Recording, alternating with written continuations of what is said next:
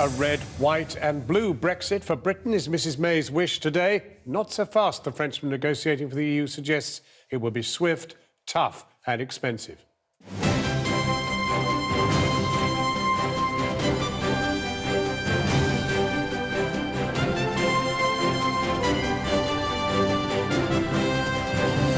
Good evening. Having refused to publish any kind of a plan for Brexit, the government has now said it will, after all, publish one before Article 50 is triggered in March. Having declared that Brexit means Brexit, Mrs May has put some colours into the mix: red, white and blue. But Michel Barnier, negotiating for Brussels, is playing it hard. The whole deal will have to be done in 22 months from now. It will have to be tough, and access to the single market will cost the UK a lot. Tonight, both sides measure up for a loveless fight. Also tonight, a Belgian man living in Britain is found guilty of passing money to one of the key suspects in the Brussels bombing. Zachariah Boufassil gave £3,000 to the suspect known as the Man in the Hat. The government shakes up the rail industry, announcing publicly owned Network Rail will start sharing responsibility for the track with privately owned train operating companies. Warnings from the Red Cross and Co-op that the Christmas crisis of loneliness could be even more acute for those suffering from illness. There were many days when I didn't speak to anyone. I felt alone all of the time, but I was probably alone 80% of the time. And talking movies and America with the great maestro of cinema, Martin Scorsese, in an exclusive British television interview. The moment you set foot in that country, you step into high danger. His new film Silence, about Christian persecution in Japan, could be his greatest yet and led to an audience with the Pope. But the director compares America's new president-elect Donald Trump with one of his most terrifying movie characters. Almost like Gangs in New York, where you have a Bill the Butcher becoming president in a sense. What have they done? Name one thing they've contributed. Votes. Votes, you say. Keep calm and negotiate. That was the message for Britain today from the EU's chief Brexit negotiator. But Michel Barnier's words will not have calmed nerves in Westminster, as he made clear that the negotiating timeframe would be limited, there would be no cherry-picking of favourable terms, and that Britain would have to pay for any residual access to the single market. Our Foreign Affairs correspondent, Jonathan Rugman, is in Brussels tonight. So it's a hardline message from the EU, Jonathan. Yes, Michel Barnier, a former EU commissioner, visited 18 out of 28 European capitals before speaking for the first time today. And the position he's come back with is firm. Negotiations to be finished within 18 months, the sooner the better. At the same time, Brexit has entered the German election cycle for the first time, with Angela Merkel telling an enthusiastic crowd of supporters that Britain cannot have access to the single market without the free movement of people. And as next year progresses, I think elections in France and Germany have the capacity to complicate things further for the British. Now, a lot of this is shadow boxing before negotiations begin in earnest. But with Michel Barnier speaking for the first time today, the phony war just got a little less phony. Despite the sluggish pace of the European Commission's escalator, Michel Barnier is in a hurry to seal a deal for the UK to leave the EU. In this, his first press conference, the chief negotiator of Britain's divorce began jovially enough. English or French? And though he spoke diplomatically in both, his message was blunt. Brexit agreed within 18 months, allowing time for EU leaders, the European Parliament and the UK to ratify it afterwards.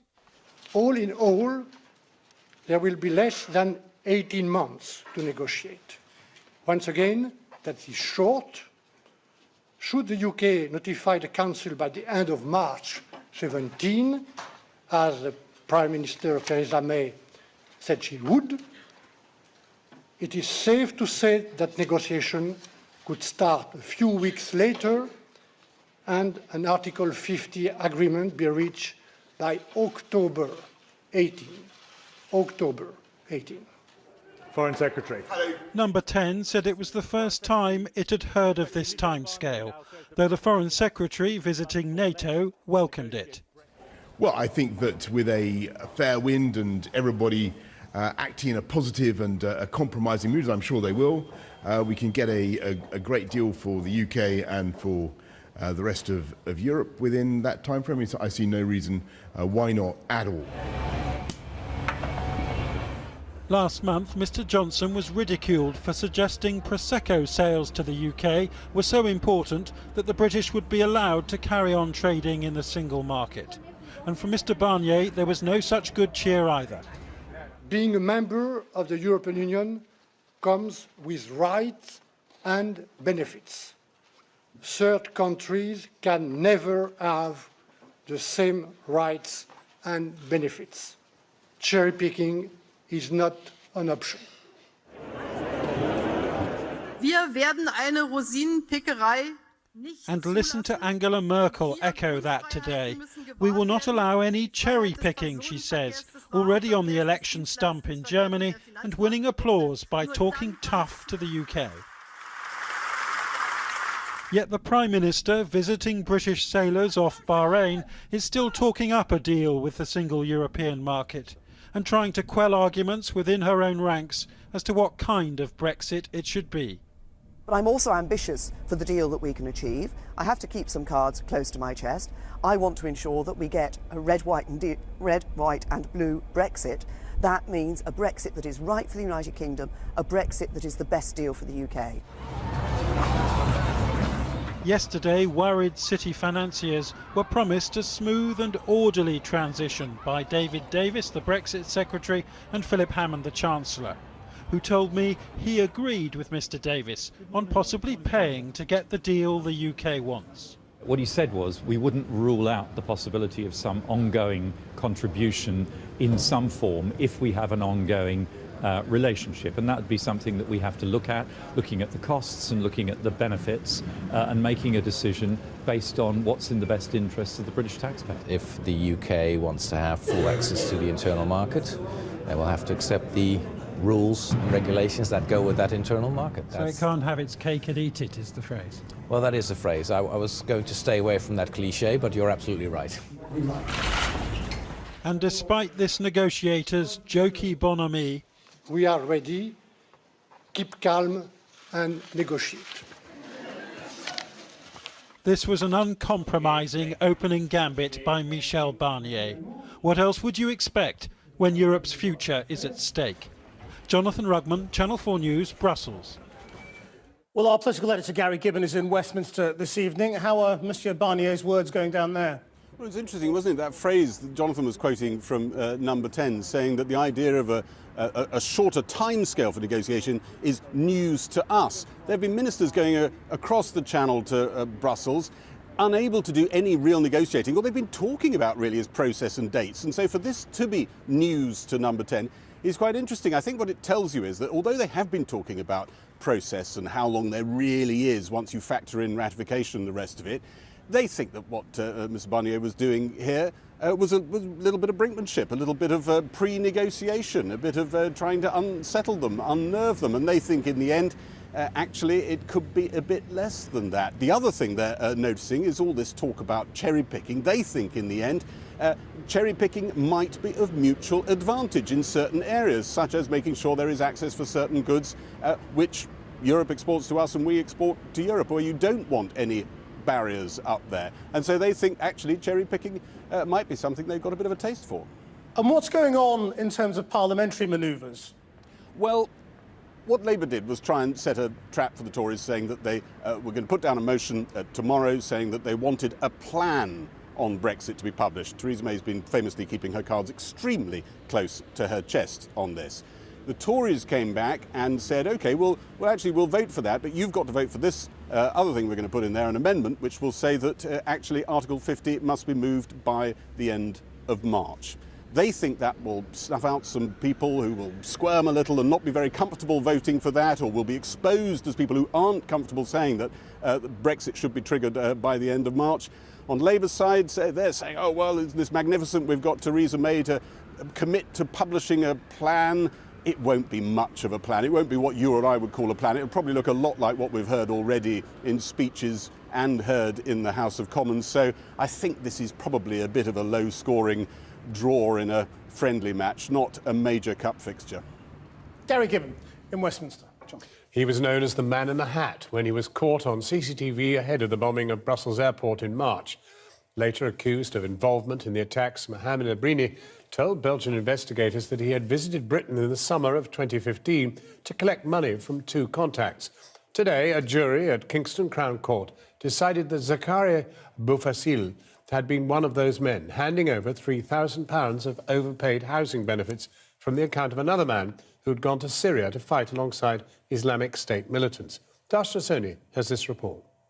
The terror suspect, known as the Man in the Hat, Mohamed Abrini, pushing a luggage trolley at Brussels airport minutes before a set of explosions killed 32 people. In the aftermath of the atrocity, Abrini became Europe's most wanted. He had also been linked to the Paris attacks months earlier, in which 130 people died. Today, a 26-year-old man from Birmingham, Zakaria Boufassil, was found guilty of giving money to Abrini just months before the airport attack. Boufassil's acquaintance, Mohamed Ali Ahmed, had already pleaded guilty to the same offence. This case shows just how far and deep the terrorist network of contacts is spread across Europe, including the UK. 12 weeks before the Paris attacks, Abrini came here to Birmingham to collect some money. In a strange and secretive meeting in this park, he met with Boufassil and with Ahmed and was given £3,000. This case, as with so many of these stories, shows that in the background is the conflict in Syria. Abrini had been told to wait near this bandstand for a man in a blue jacket. The court heard that the day before they had even carried out a dress rehearsal to ensure that Abrini hadn't been followed. Boufassil and Ahmed both lived near the park. A third man, Ahmed's friend, had previously left the area to fight for IS in Syria, but he was still being paid housing benefits into his bank account, and Ahmed withdrew some of that money to give to Abrini. Abrini had also been to Syria, from where he claims he was told to travel to Birmingham to collect the cash. Over the last few years, there have been a significant number of cases that have got a footprint in our city and in our region. These are Abrini's Birmingham hotel receipts. He had also travelled to London and Manchester, where he visited Old Trafford, but he denied he was on a reconnaissance mission. We think all of that other travel and that sort of thing is very superfluous to the primary purpose of his visit, which was to come and collect that money. After his week-long stay in Britain, Abrini travelled back to Europe. He was eventually arrested a month after the Brussels attack.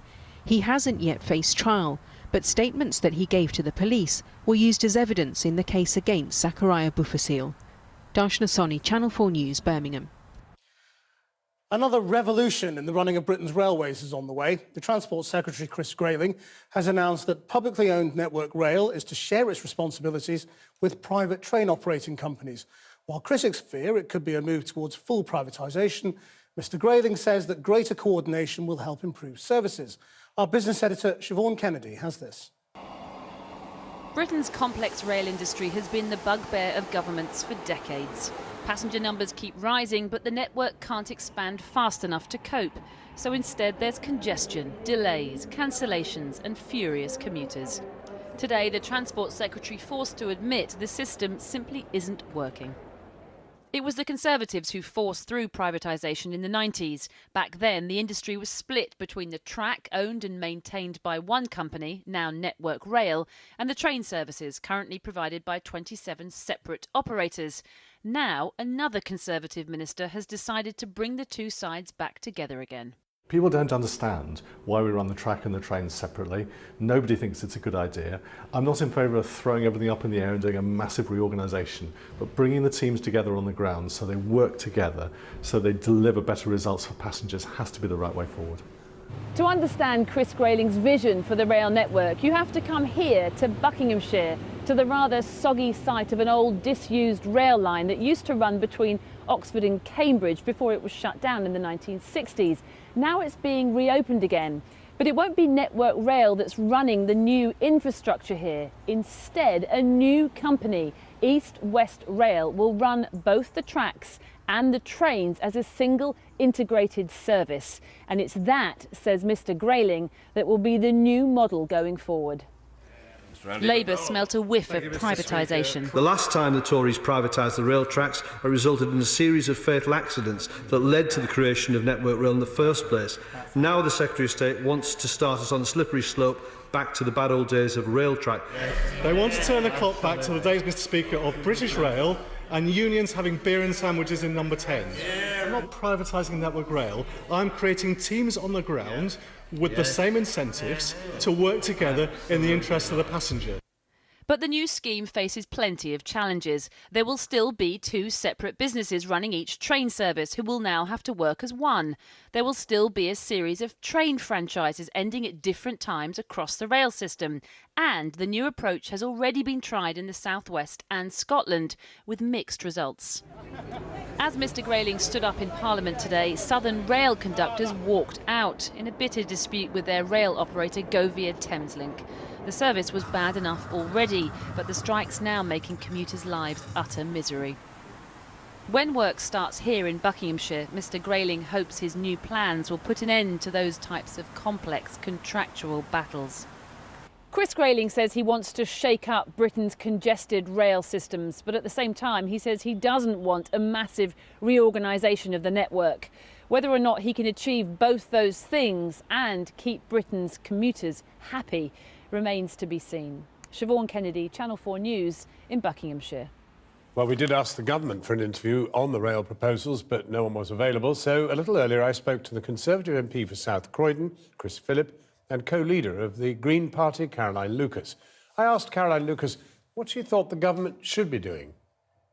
They ought to be getting their sleeves rolled up, getting around the table, because until they do, my constituents in Brighton are having an absolutely terrible time. And I'm hearing about relationships breaking up, I'm hearing about grown men in tears, the frustration, the anger, the loss to the economy is huge. And there's also the danger of overcrowding as well. So this is a mess. The rail company, I think, has been shown to be not fit for purpose because this mess has been going on much longer than the strikes. It's been going on for at least 2 years. 2 years ago, the Department of Transport said red lights were flashing red in the Department of Transport, and yet we've seen no real action from this government. Well, it does sound, Chris Phillips, as if people are extremely angry, and they're angry with the government as much as anyone else. And one presumes that Conservative MPs like yourself are going to be in trouble at the polls if this thing isn't sorted out. It's quite incredible that the government hasn't convened any talks. Why haven't they?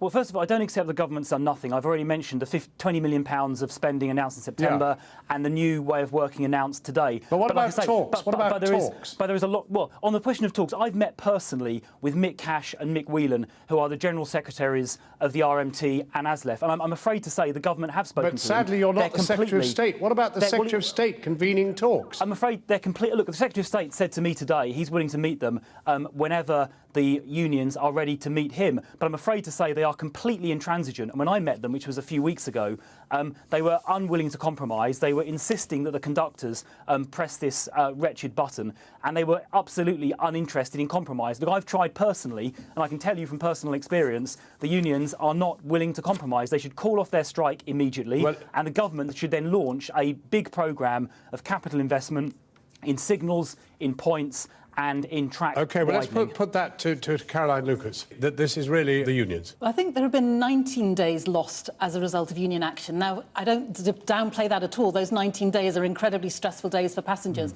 But this problem with this rail company has been going on for the best part of 2 years. So the idea that all of this is about union action, I think, is completely wrong. It's very misleading.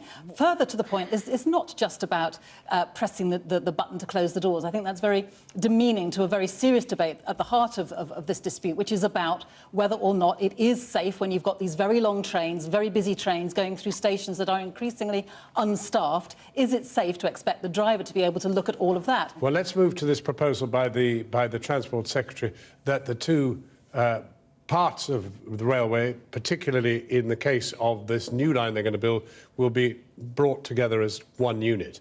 That's something you've been arguing for years. Well, I certainly agree with the diagnosis of the problem, which is that there is far too much fragmentation on our railways. Completely agree with that.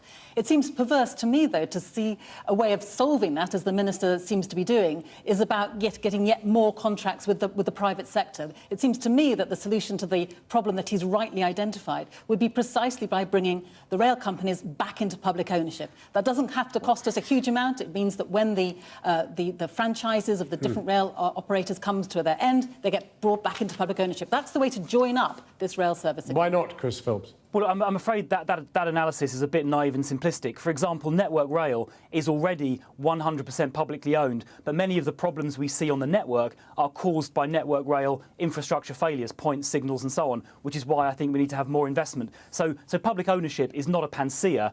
And by the way, this new way of working on most of the network will be about operationally running the track and the trains via the same management structure rather than tinkering with ownership. So I think Caroline Lucas's sort of obsession with ownership structures doesn't really speak to the heart of the problem. It's about running the system efficiently. And as I said, Network Rail is in public ownership and, you know, we still see large numbers of track faults. So it's not a magic bullet, I'm afraid.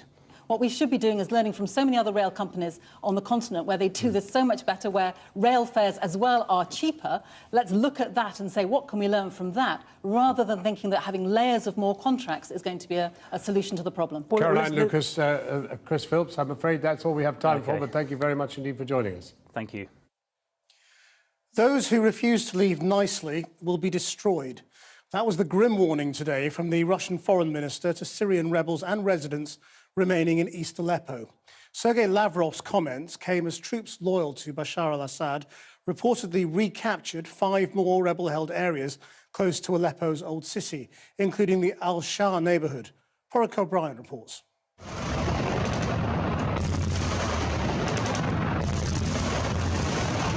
This is what Aleppo's front line looks like, and this is what it sounds like. From siege to deafening scorched earth. As the bombardment was happening, an activist, an English teacher, posted a running commentary while holed up with his wife and 9-month-old daughter in this neighborhood. I will tell you that more than maybe 100 artillery shelling on my neighborhood, maybe in half an hour. There's a massacre maybe just 50 meters away of my house. It's horrific. The big picture starting to look like the regime's final push into East Aleppo. For the individual take on it, though, we spoke to Abdul Kafi via Skype this afternoon.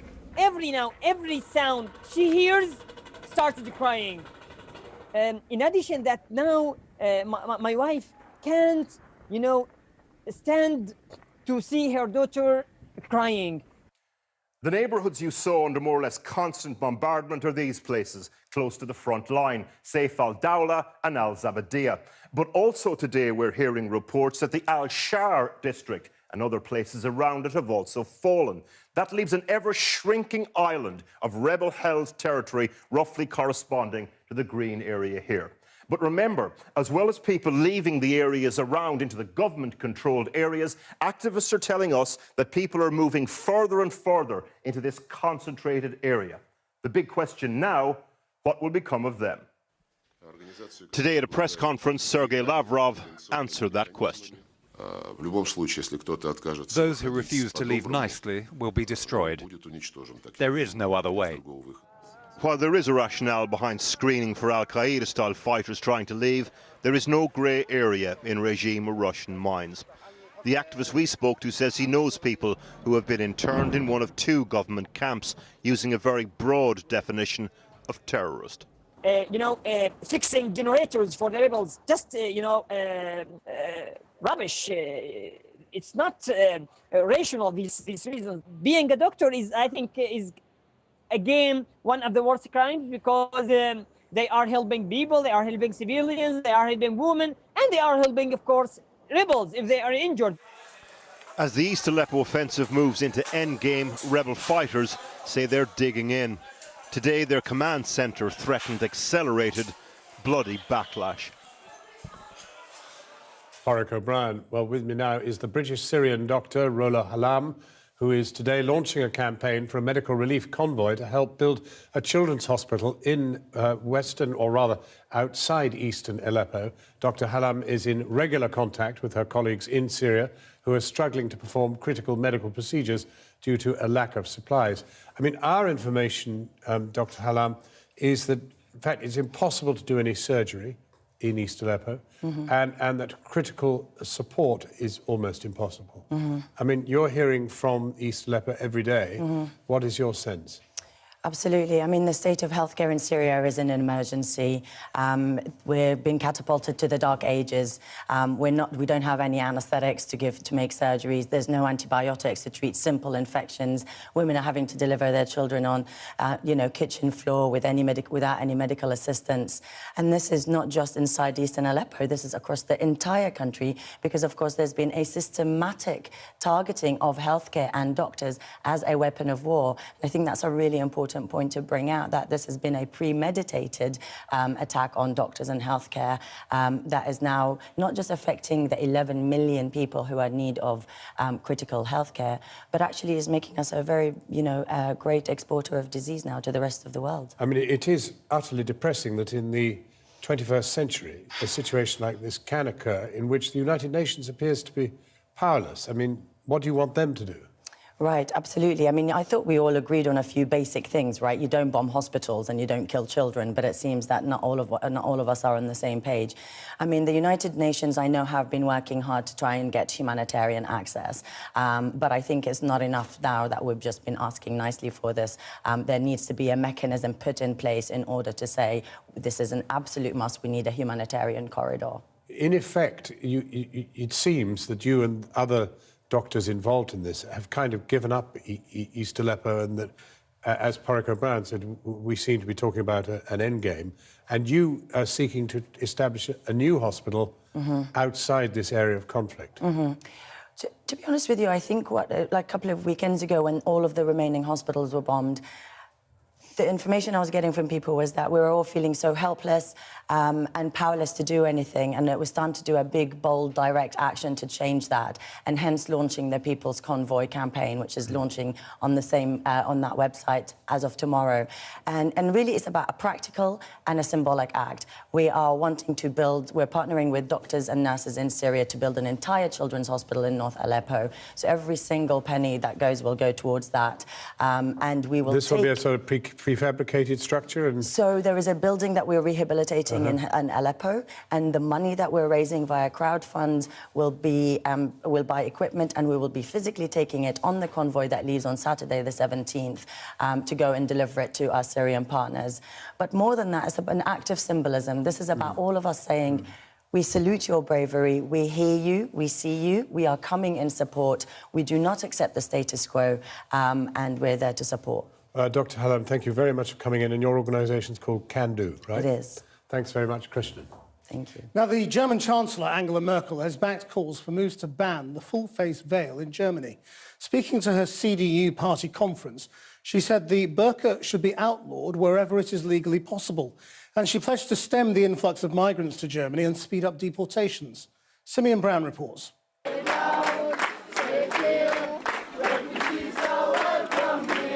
Let's go back a little over a year to Dortmund station, when Syrian refugees were welcomed like Olympians. In these pictures, Germany is open. A year later, and Europe feels different. The German Chancellor became the latest European leader to speak out against Islamic face veils in public buildings at her party's conference. In interpersonal communication, which plays a fundamental role here, we show our face, and that's why a full veil is inappropriate in our country. It should be banned wherever legally possible. But out of Germany's 4.3 million Muslims, just 400 to 2,000 are estimated to wear them. That's less than 0.5%. Her words are telling of the political tide. Although re-elected by her party with 90% of the vote, the German Chancellor is under pressure ahead of next year's elections from the right-wing anti-Islamic nationalist AfD. In Cologne earlier this year, there were protests after sexual attacks on women allegedly carried out by men of North African heritage. Anti-immigration nationalists made it a rallying point. The German Chancellor knows that immigration is the fault line that has given the far right a lifeline. In Austria, 46% of the electorate supported the losing far right candidate. And in France, who banned the burqa 5 years ago, the National Front is on the rise. As Angela Merkel's pro-European allies fall, what ground will the German Chancellor concede to the populists in her fight to be the last woman standing? Simeon Brown. QPR is the latest football club to be linked to historical allegations of child sexual abuse. It said it will cooperate with inquiries into one of its former coaches, Chris Geiler, who left the club in 2003 and died a year later. Crewe Alexandra was the first club to be implicated, and there are now questions being asked about what its staff, most notably long-serving manager Dario Gradi, actually knew about the allegations. Kamian Zeram has this report. These former football players want answers. They claim they were abused by a coach at Crewe Alexandra in the 90s. They want to know why their club didn't protect them. Crewe, there's been nothing. Head in the sand, and, let us suffer all our lives. They also want to know if the manager at the time, Dario Gradi, could have done more and have publicly called for his resignation. Gradi still works at Crewe. Today, we tried to talk to him. I've made my statement. I've nothing more to add. In Gradi's statement, he says he expresses sympathy with the victims. And he told Channel 4 Dispatches in 1997 that he knew nothing of any alleged abuse at Crewe. I don't think at the time we had any cause for any concern. But this claim contradicts a recent report that Gradi attended a meeting in the 80s with senior Crewe management about a suspect coach who they discussed sacking. Dario Gradi has been in football for nearly 50 years. Early in his career at Chelsea and then since the 80s here at Crewe Alexandra. Some former players say they were abused at Crewe by a coach. Gradi was the manager at the time. The victims want to know what, if anything, Gradi knew. But Gradi has yet to answer any detailed questions. Crewe have launched an investigation. But until it's complete, neither Gradi nor anyone else at the club are prepared to talk. Now, Martin Scorsese's 50-year career has created some of the greatest films of all time. From Taxi Driver and Goodfellas to The Departed and Wolf of Wall Street, they've often explored the same big themes but in very different settings. His latest, Silence, starring Andrew Garfield and Liam Neeson, is a true passion project, taking 27 years to make, and it could well be his greatest ever. I went to meet this most famous Italian-American in Rome. His movies have always explored guilt and betrayal, crime and gangs, introducing the world to monstrous characters such as Bill the Butcher. Us natives, born rightwise to this fine land, or the foreign hordes defiling it. His latest film, Silence, adapted from the novel, tells the story of Jesuit priests in 17th century Japan, as Christians were persecuted until they renounced Christ or died. Ferreira is lost to us. He renounced God in public and surrendered the faith. That's not possible. Father Ferreira risked his life to spread our faith all over Japan. It seems to me that our mission here is more urgent than ever. We must go find Father Ferreira. The film premiered in the Vatican, where Scorsese met the Pope. I met him just afterwards. Look, I'm a Catholic from the old Catholic school of mid-20th century. Are you practicing? New York. Not practicing in the sense of daily practicing Catholic, not really. But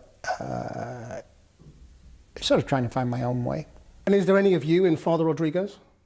Insofar as when I was young, I wanted to be a priest, and I always wondered when I couldn't make it in the seminary. I was cast out. Why? I failed the courses. I didn't pay. I was turned from 14 to 15. I was far too young, and I was in there for the wrong reasons. I realized it was one has to have something deeper in you to really want to be devote your life to others. That's the idea. So I don't know. I just, for me, I always found that if these clerics are really caring for the flock, so to speak, then, and they have power, if they have to learn humility, how do they get past their own ego? Do they? Probably not. Some don't. And the ones we do, we probably never hear of.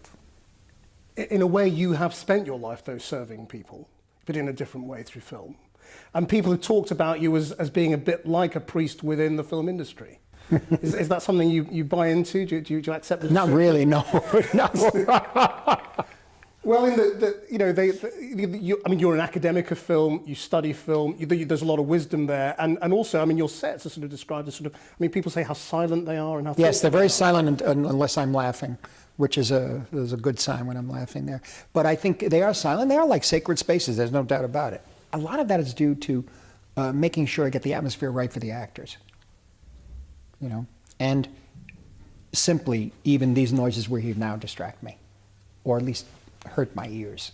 Within Silence, the thing that struck me watching it was how contemporary a lot of the ideas within it felt. Well, is that because there is so much religious persecution today. I know. It reminded me of people I'd met in northern Iraq, Christians driven from Mosul. Yes, exactly. They're protecting their culture at the time. And so the brutality is important to preserve who you are. That's what I think in their minds, or any group, to preserve who they are, I guess. And to make an example thereof. The themes in this movie about faith, compassion, betrayal, they are themes that run through so many of your movies, perhaps all of them. Yes, and I think that's one of the reasons I kept following the thread of the picture. As it was escaping from me, I mean over the past 28 years, as it was escaping, as I tried to get Jay Cox and myself to write a version of the script in 1991, and we just only got maybe halfway through. And I went off on too many tangents in the script. I really didn't understand. Actually, up until Departed, I think, because Departed reached a level of, so I would say like a moral ground zero by the end of the picture. There was nowhere to go but out of that. Pull yourself out of it. Have you found what it was that you've been searching for through all these movies with this? I mean, is this the culmination of all of that? It may be. It may very well be. I'm just saying, explore stories and exploring stories and trying to act them out, work them out. It might mean something to some people. They might say, oh, the style is old, or the style is not, I don't know, the style is new, but it doesn't really, I have no idea. But as long as I'm able to do it, that's probably what I think I know. That's where I feel comfortable. It's been an amazing, obviously amazing 40 some odd years to be able to make pictures that you really wanted to make, you know? Can I ask you what you make of what's going on in America right now with... What? With How can I? I mean... How can I? Can anyone? I mean, you know, what is going on? Well, of course we're still stunned, you know, so... I guess it's what the woman asked Benjamin Franklin after they decided on the Constitution, and she asked him, "Can you tell us, sir, what we have, a monarchy or a republic?" And he said, "A republic, if you can keep it." We're trying to keep it. I don't know how that's going to happen under these circumstances. It's unprecedented, you know, and there's a great deal of anger. I said, you know, it's a country. Look, everybody's living together in that country. It's not, you know, take a look at Manhattan alone. The different ethnic groups all living together. There's friction, you know, there's violence, there's community. And so imagine that spread out all over the country. And also, reaction against, almost like gangs in New York, where you have a Bill the Butcher becoming president in a sense, who was a nativist. That's a terrifying prospect. Well, he's a nativist. You know, a member of the Wide Awakes, they call themselves, or the Know-Nothings.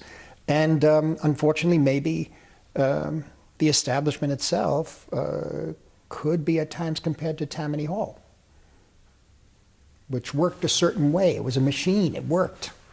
You know, they get food to the people at a certain time, but they had a lot of graft going on, and who knows? Who really knows what goes on there?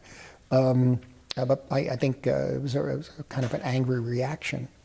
But you know, there's also the electoral college system. You know that Hillary won the popular vote by 2 million. Gore won the popular vote back in 2000. What happened? So do you think he's illegitimate? Not according to our system of the electoral college. But maybe that system has to be looked at.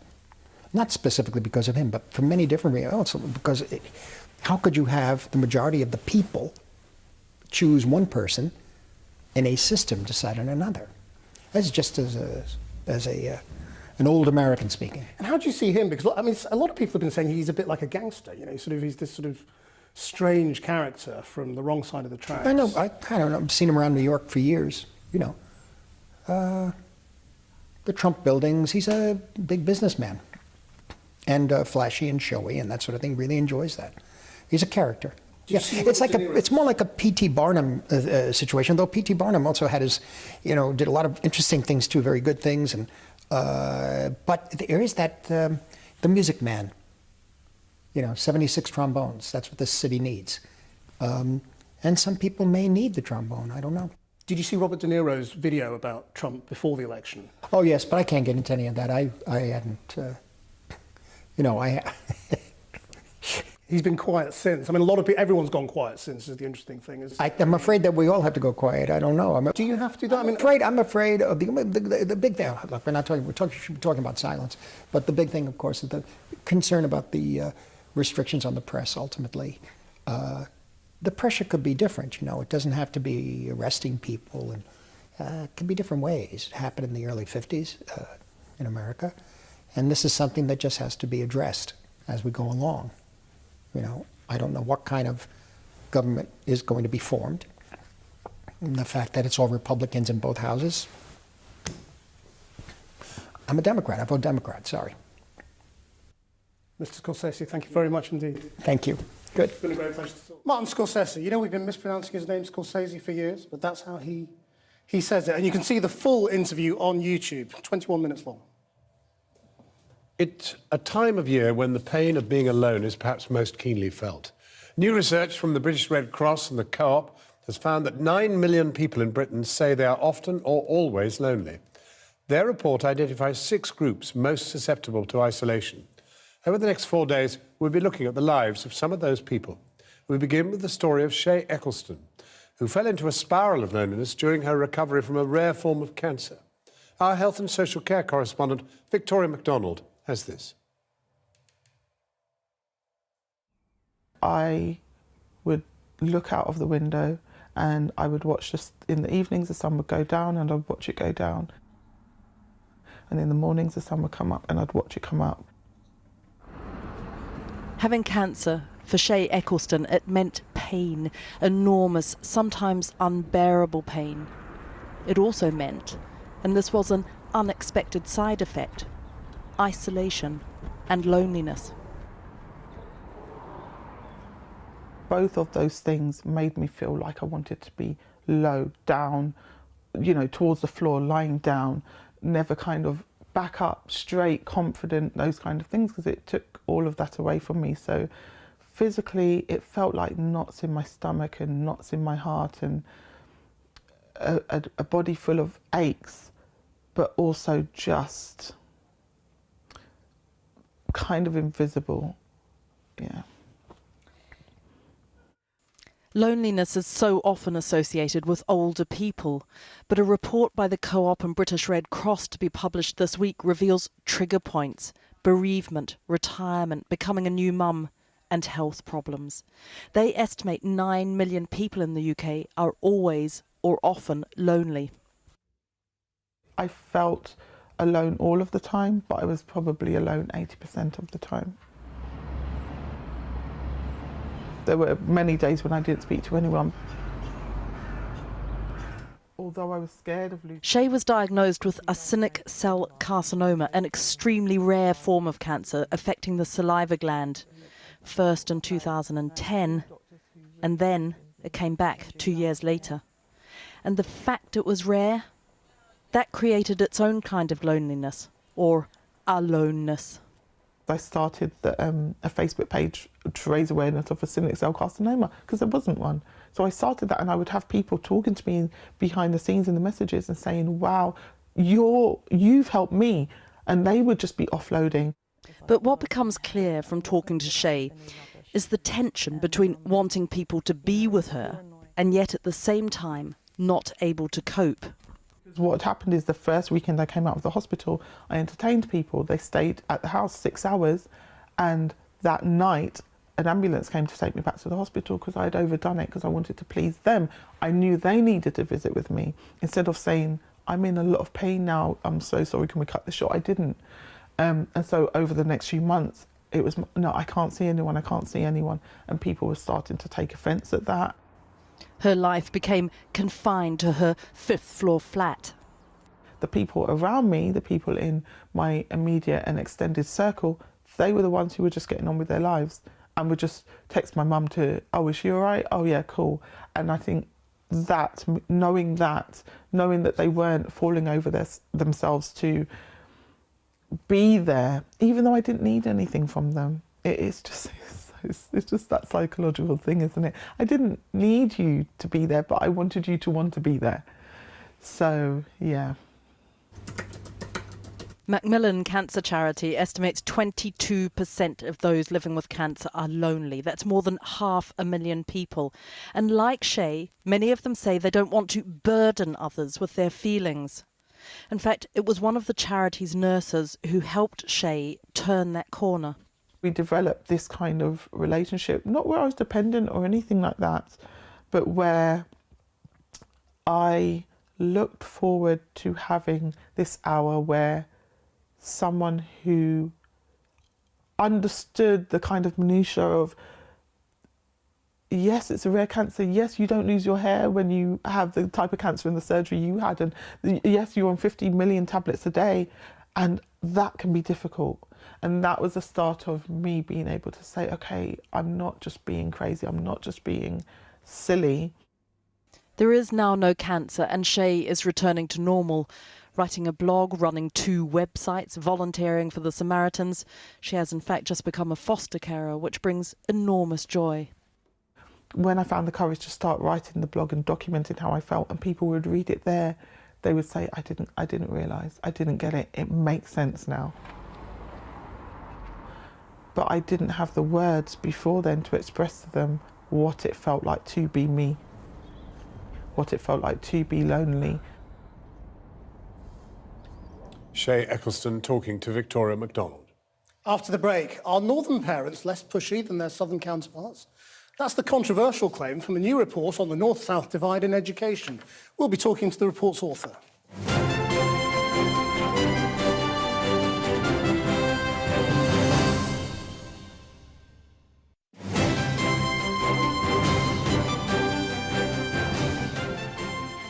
Now, northern parents should learn to be more pushy like their southern counterparts in order to help their children achieve the best grades. So says the Children's Commissioner for England, Anne Longfield. The Commissioner's advice for parents in the north is to be less laid back and adopt a more tiger style of parenting. Her advice comes on the launch of Growing Up North, a new study with the aim of investigating why some children in the north fall behind in their teenage years. The study points to the percentage of pupils achieving 5 A-star to Cs as one of the indicators of inequality. Of the 20 worst performing local authorities, 12 are in the north. The 20 best are all in the south, with the exception of Trafford in Manchester. Figures also show that school leavers in London or the southeast are 57% more likely to go on to a top university compared to those in the north. And the Children's Commissioner for England, Anne Longfield, is with me now. And you've taken some stick for this already from lots of angry people in the north. I mean, what are you saying about them? That they don't care as much, or that they're more laid back, or what? This is a year-long project, and we're just launching it today. So essentially, it's, you know, looking seriously at issues we know that have been there for a long time. We know that there's economic disadvantages in the north. We've heard from Ofsted's Sir Michael Wilshaw for the last year about the education disadvantages. And the reason for doing it now is that there's a big push on regeneration in the north. So, if you like, we are comfortable talking about trains and infrastructure, but let's talk about children. Now, what I was saying about parents and them pushing was actually in response to Sir Michael Wilshaw's comments about secondary schools. But you stand by them. You do think that people in the north need to be more pushy? No, what I did say was that I think that parents should push their schools to tell them and to demonstrate how they're helping children succeed. Because what we know is that secondary schools are generally behind in the north, but also there's massive amounts of variation. So knowing that, I think, you know, it's worthwhile for parents to ask their schools to tell them what they're doing about. So you're not blaming quality. Parents for not being pushy enough. You're saying in order to raise school standards, you need to be pushy. And I guess the other part of this, yes, is that actually in London, we know, you know, schools in London 15 years ago were some of the worst schools in the country, but actually now they're the best. And there's been huge investment, huge focus, all of those things are the challenge. But actually the demand of parents and children for great results has a huge impact on that too. But specifically, what does that mean for parents? What are they supposed to do to demand higher standards from their schools? Well, I think actually being engaged with their school, asking them about the plans they have to help their children progress, ask them about their work placements, ask them about their links with higher education, ask them about their university. Because the government's trying to push out parent parent governors and things like that.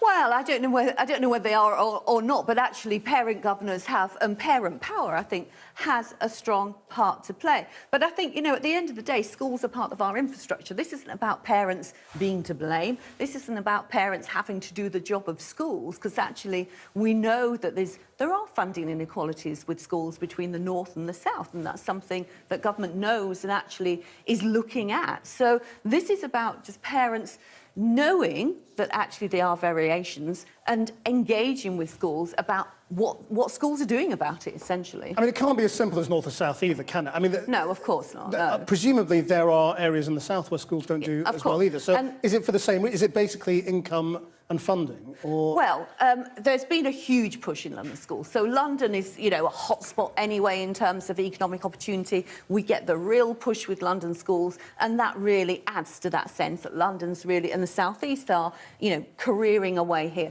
We could have done this study about the Midlands or actually about the South West. We chose to do it about the North because actually there's the information about schools and that regeneration opportunity. So what we're really looking to do is seizing that opportunity for children and looking at how we could transform their progression. And will you come up with a plan? We will. What we're doing over the year is serious research. We'll be looking at children's progression, we'll be looking at what we know, and then we'll be looking at what works too. I'm putting a plan together in a year's time. Anne Longfield, thank you very much indeed. Thank you. We'll be back tomorrow, but that's Channel 4 News. Good evening for tonight. Bye-bye.